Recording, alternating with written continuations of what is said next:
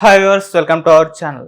ఈ మధ్య కాలంలో ఎవరైనా సరే కూడా సోషల్ మీడియాలో బాగా ఫేమస్ అయ్యి ఆ ట్రెండింగ్‌లో ఉంటే ఆ తర్వాత 'బిగ్ బాస్' హౌస్‌లోకి వెళ్ళడం మనం చూస్తూనే ఉన్నాం. సో, ఇదే యూజ్ చేసుకొని ఇప్పుడు కుమారి ఆంటీ గత కొన్ని రోజుల నుంచి కూడా సోషల్ మీడియాలో ఎంత హల్చల్ చేస్తుందో మనందరికీ తెలిసిందే. ఈవెన్ 2 రాష్ట్రాల్లో పొలిటికల్ ఫైట్ కూడా ఆమె మీద జరగడం చూస్తున్నాం. అయితే ఇప్పుడు సోషల్ మీడియాలో కుమారి ఆంటీ కూడా 'బిగ్ బాస్' హౌస్‌లోకి వెళ్ళబోతుంది అన్న ఒక వార్త అయితే ప్రచారం అయితే చేస్తుంది. మరి నిజంగా కుమారి ఆంటీ 'బిగ్ బాస్' హౌస్‌లోకి వెళ్ళబోతుందా లేదా? సో, ఈ అంశం మీద డిస్కస్ చేయడానికి ప్రెజెంట్ మనతో పాటు సీనియర్ జర్నలిస్ట్ జయదేవ్ గారు ఉన్నారు. వారితో ఒకసారి డిస్కస్ చేద్దాం. సార్ నమస్కారం సార్. నమస్తే అండి. సార్, కుమారి ఆంటీ 'బిగ్ బాస్' హౌస్‌లోకి వెళ్ళబోతుంది అని సోషల్ మీడియాలో విపరీతంగా ప్రచారం జరుగుతుంది. మామూలుగా సోషల్ మీడియాలో ఎవరు ట్రెండింగ్ అయినా సరే ఆ తర్వాత మనం 'బిగ్ బాస్' హౌస్‌లో వెంటనే చూసేస్తున్నాం వాళ్ళని. మరి ఇప్పుడు కుమారి ఆంటీని కూడా 'బిగ్ బాస్' హౌస్‌లో చూసే అవకాశం ఏమన్నా ఉందా సార్?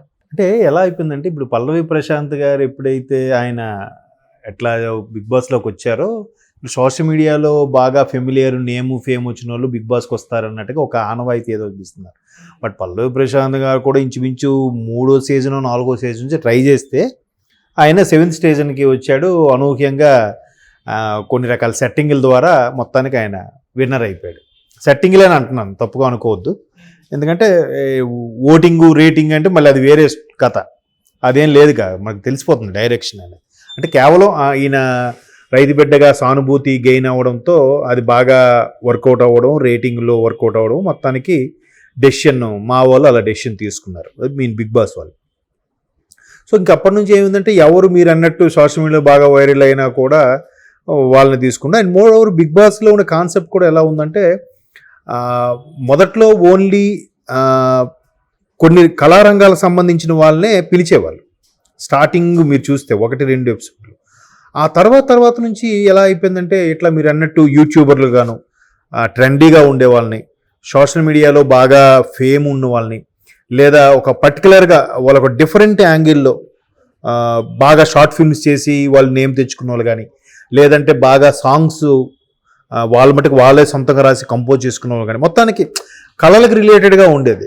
బట్ లాస్ట్ 2-3 సీజన్ నుంచి చూస్తే ఆ కళలకు సంబంధించిన కాదేది 'బిగ్ బాస్'కి అనర్హం, 'బిగ్ బాస్' టైటిల్కి కానీ 'బిగ్ బాస్'లో ఎంట్రీకి కానీ అనర్హం అన్నట్టుగా చాలా రకాలుగా ఒక్కొక్కరు హైప్ అవుతున్నారు. ఇప్పుడు ఆయన ఎవరు బోలే అని ఉన్నారు, ఆయన ఓన్లీ సాంగ్స్, నేను బోలే అంటే హీరో అన్నట్టుగా ఏదో ఒక సినిమా కూడా చేశారు. అవును. ఆ విధంగా అంతకుముందు గంగవ్వ కూడా ఇట్లా ఆవిడకి అసలు యూట్యూబ్ ఛానల్ కూడా ఏం లేదు. బట్ ఇలాగే ఇప్పుడు మీరు అంటున్న కుమారి ఆంటీ ఇలాగే ఆవిడ ఒక క్లిక్ అవ్వడం, ఆవిడ మళ్ళీ 'బిగ్ బాస్'లోకి రావడం. 'బిగ్ బాస్'లోకి వచ్చినప్పుడు కూడా వాళ్ళు పెట్టే టిపికల్గా డిఫరెంట్ గేమ్స్ ఏవైతే ఉన్నాయో ఆ గేమ్స్ అన్నీ కూడా తట్టుకొని నిలబడగలిగితేనే అది కదా ఫైనల్ విన్నారు. అలా ఏం లేదు, రకరకాల రంగాల నుంచి రకరకాల డిఫరెంట్ ఏజ్ ఫ్యాక్టర్ను కూడా తీసుకొచ్చి పెట్టడము.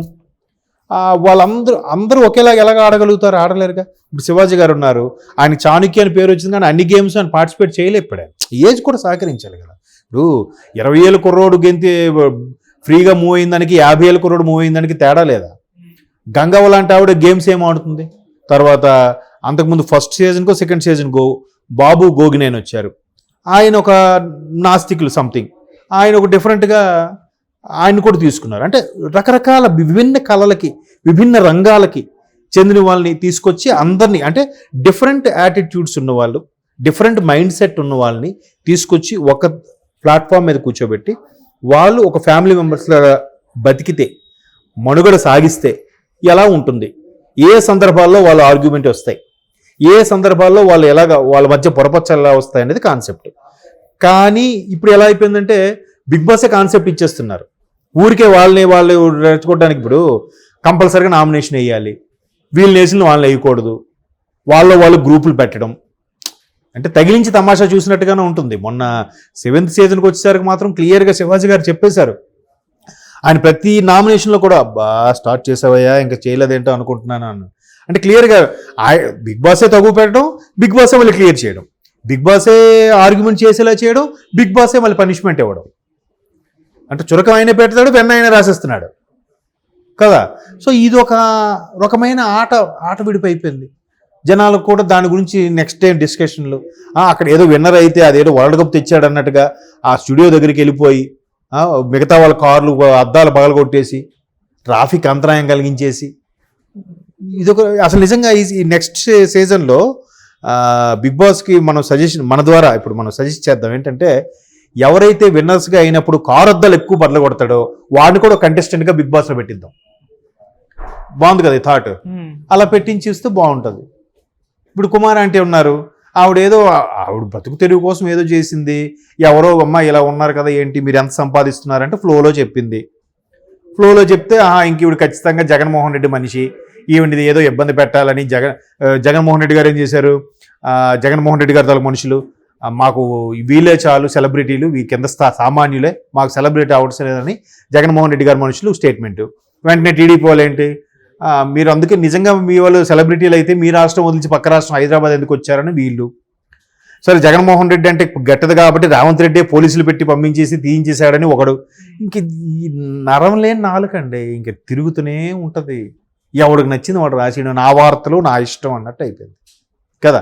సో ఆవిడేదో బ్రతుకు తెరువు కోసం ఆవిడకి చేసుకుంటుంది.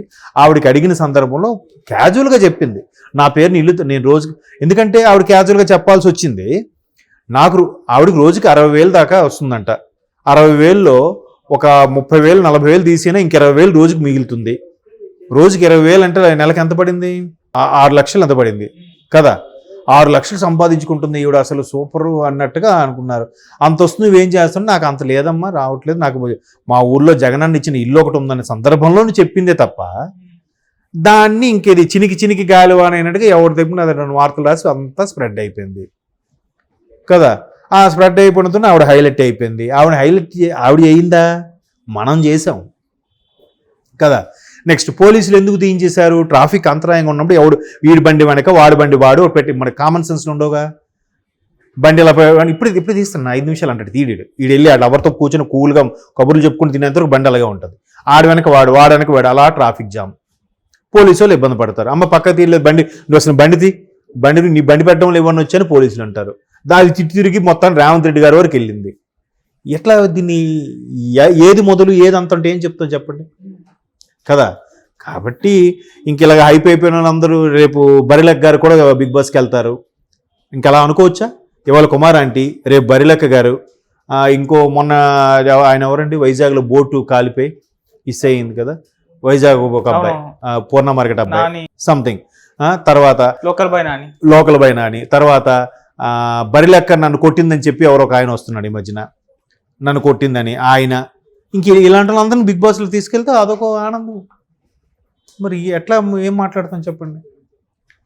కాబట్టి ఒక రూల్, ఒక గేమ్ అంటే ఇప్పుడు రాజకీయాలకు ఎలాగైతే గేమ్ రూల్స్ అంటూ ఉండవో బిగ్ బాస్ కూడా గేమ్ రూల్స్ లేనట్టున్నాయి అంతే కదా. వయసుకి అంతరం లేకుండా, వయసుతో సంబంధం లేకుండా, కళలకి లేదా నిష్ణాతులుగా అంటే ఎవరి రంగంలో వాళ్ళు నిష్ణాతులుగా ఉండే వాళ్ళకి సంబంధం లేకుండా ఎవడు సోషల్ మీడియా హైప్ అయితే వాడు తీసుకొచ్చి పెట్టాడు. ఇప్పుడు పల్లవి ప్రశాంత్ ఉన్నారు, నేను రైతు బిడ్డ అన్నారు. రైతు బిడ్డ ఇచ్చిన మొదటి మొక్కే ఆయన పోగొట్టేశాడు. రెండో మొక్క కదా నాగార్జున గారు ఇస్తే మళ్ళీ ఆ డైలాగ్ కొట్టిన తర్వాత సీరియస్నెస్ తీసుకున్నాడు ఆయన. కొట్టకపోతే సీరియస్నెస్ తీసుకోడుగా, మరి అప్పుడు ఆయన రైతు బిడ్డ అవుతాడు. అంటే విమర్శించాలని కాదు నా ఉద్దేశం. కాబట్టి జనాలందరూ కూడా ఎవరి వృత్తి ఎవరి కళ్ళ మీద ఇంట్రెస్ట్ కన్నా బిగ్ బాస్లోకి వెళ్ళి కనబడాలి, నేము ఫేము వచ్చేయాలనే ఇంట్రెస్ట్ ఎక్కువ ఉంటుంది కదా.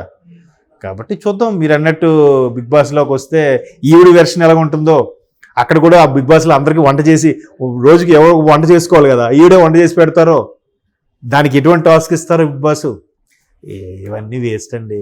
ఇవన్నీ మనం సరదాగా మాట్లాడుకునే వరకు ఉంటాయి కానీ వాళ్ళ ద్వారా ఇప్పుడు ఇలా మనం ఎక్స్పెక్ట్ చేస్తున్నాం కదా, వాళ్ళు మన ఎక్స్పెక్టేషన్స్కి బియాండ్ ది ఎక్స్పెక్టేషన్స్ అట్లాంటి వాళ్ళని తీసుకోరు, వేరే వాళ్ళని తీసుకుంటారు. చూస్తున్నాను కావాలంటే ఆల్రెడీ ఇప్పటి నుంచి గ్రౌండ్ వర్క్ సెలక్షన్ స్టార్ట్ అవుతుంటుంది. ఏ రంగాలను ఎవరిని తీసుకోవాలి ఏంటి బాగుంటుందని చూద్దాం. ఓకే సార్, ఓకే మీకు బిగ్ బాస్లో అవకాశం వస్తే మీరు వెళ్తారా సార్? నాకు ఇలా ఒక్కరోజు కూడా ఉండలేదు. ఎందుకంటే ఇలా ముఖం మీద స్ట్రైట్ ఫార్వర్డ్గా మాట్లాడితే ఎవరికి నేను నచ్చను.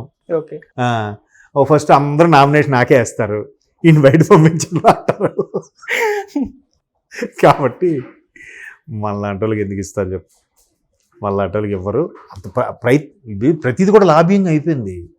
ఆ బిగ్ బాస్ టీంలో కూడా ఆ టీం మేనేజ్మెంట్ రికమెండ్ చేసినోడు ఒకడు, ఛానల్ రికమెండ్ చేసినోడు ఒకడు, లేదా ఒక పెద్ద సెలబ్రిటీ రికమెండ్ చేసినోడు ఒకడు, సోషల్ మీడియా కామన్గా తీసుకోవాలి కాబట్టి ఒకడిని నామకే వస్తే వాళ్ళు పెడతారా, బయటికి చెప్పాలి కదా, లేదురా బాబు జెన్యున్గా ఎవరెవరైతే మీ ఇమేజ్ ఉందో వాళ్ళనే తీసుకున్నారని చెప్తారు. కానీ అలాగటి ఇద్దరినే తీసుకుంటారు. మిగతా 13 మంది కూడా ఈ రికమెండేషన్ క్యాండిడేట్లే ఉంటారు. ఎక్కడేం చూసుకోండి, అది క్రికెట్ టీం కానీ, రాజకీయ ప్రతినిధులు, ప్రజాప్రతినిధుల సీట్లు కానీ, బిగ్ బాస్లో కానీ. బిగ్ బాస్ కూడా అట్లాగా రిఫరెన్స్లతోని ఇన్ఫ్లుయెన్స్లతో నడుస్తుందని అంటే చూడండి ఇంకా.